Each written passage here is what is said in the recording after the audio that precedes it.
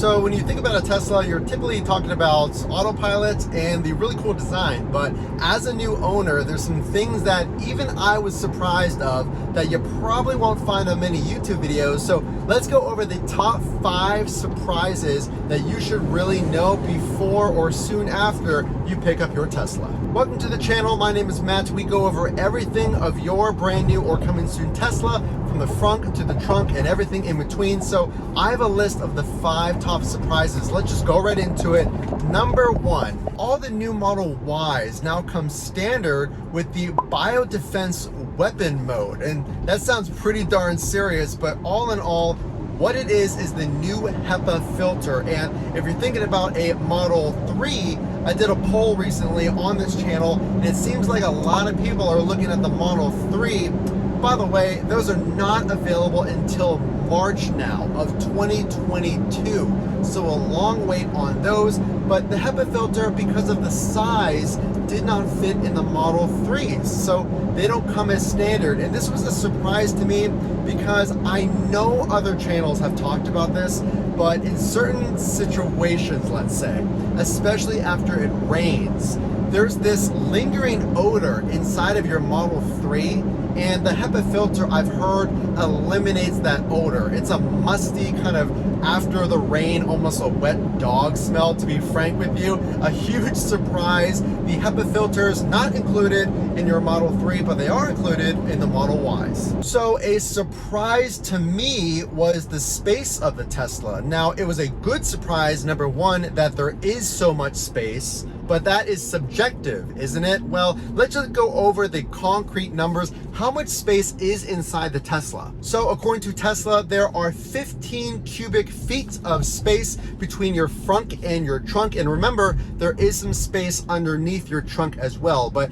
how does that compare with a typical sedan? Now, my personal view, is there enough space for a normal daily driver? We do have one child, a younger child, for car seats, for strollers. It does fit, but hear me out on this. So let's go over some comparisons real quick. A Chevy Impala has 18.8 cubic feet, so significantly more. A Honda Accord, 16.7, and a Charger has 16.5. Now, again, I think there's a lot of space, but the main surprise for me in my Tesla is I don't really use the frunk all that often. And the way that it opens, it's an automatic open mechanism, which is super convenient, but it doesn't automatically close. So you kind of find yourself almost standing on top of the car, if you will. You have to push down with 2 hands on either side of the logo. That's how Tesla recommends you close the frunk hood.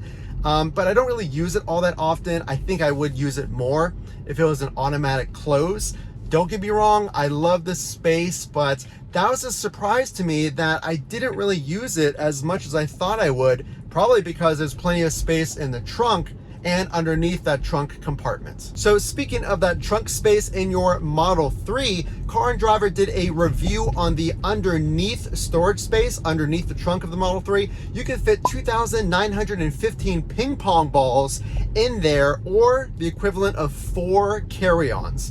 So don't get me wrong, there's plenty of space, in my opinion, in the Model 3, but let's move on to the 3rd big surprise as a new owner or someone considering a Tesla. So a big surprise to me, and we mentioned it in the beginning, when you think of Tesla, you think of Autopilot, and the new Tesla Vision has absolutely no radar. It's entirely dependent on the cameras on your Tesla. So I was a little bit worried, is it going to be a really good system? When you're driving, how many mistakes does it make? Is it accurate? Can I trust it? So all in all, I want to say my overall impressions of the Tesla Vision, absolutely amazing. There should not be any concern, in my opinion. Now, of course, it's not perfect, but I was blown away at how easy it is to trust that Tesla Vision, whether you're on the highway or on neighborhoods. So to be fair, I was worried that the cameras, because you're relying on all these cameras, weren't going to be able to see everything, whether it's pedestrians or cars in front of me, or that the cameras would be blocked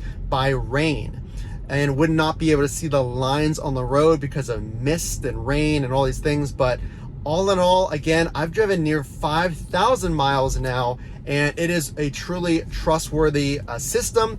So keep that in mind. It's a very reliable system if you're thinking about a Tesla and you plan on using Autopilot. So one more surprise, actually two more. So stick around to the end of the video. I think the last one's pretty significant, but let's go over the next big surprise. So this might be surprising and it might not, but I don't hear a lot of YouTube channels talking about this. So you have three different options for the Model 3. The Standard Range Plus, which is what I have, and that comes with 262 miles out of the box, if you will. That is what you get per Tesla, 262 miles. And obviously if you want more mileage or performance, there's the Performance and Long Range. But did you know that it's 100% normal to lose some mileage after you own the car? So if you think that you're gonna get 260 miles for the life of the car, yes, there's some battery wear and tear that might lose some mileage over years and years, but what about owning the car for just 2 months? I lost 20 miles of range since I owned the car for a few months. Now, I have a standard charger, a NEMA 1450 outlet that charges around 35 miles an hour. So I'm able to make up that difference on a daily basis if I need it. But have you known that? Is that something that you're keeping in mind as you're choosing which model that you want? And this loss of range is per Tesla, and they actually say it's very common and expected to lose some range just from owning the car and using the car. Now, they recommend you keep the car constantly plugged in just to keep the battery conditioned and at the optimal temperature. And of course, the temperatures outside, if you live in an area that has a pretty harsh winter, your range is going to be affected. If you're using the AC in the summer, I know I was, it added probably 20 miles to maybe a 30 mile or 40 mile trip. It really does factor in.